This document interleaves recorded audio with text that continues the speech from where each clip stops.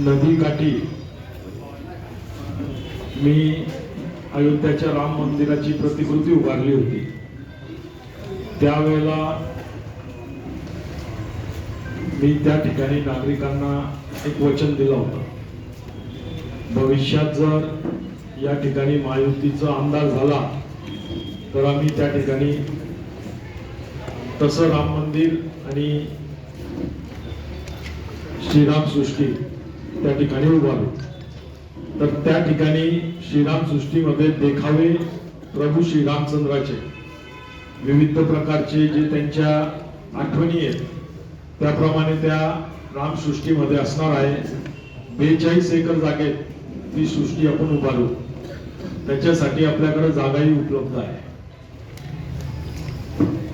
MIDC ला लागून एक 75 एकर जागा ही महापालिकेच्या ताब्यात आहे। तिथं आज गौचरण जागा आहे, तर भविष्यात त्या जागेवरील आरक्षण बदलून आणि त्या ठिकाणी रामसृष्टी आम्ही करू शकतो।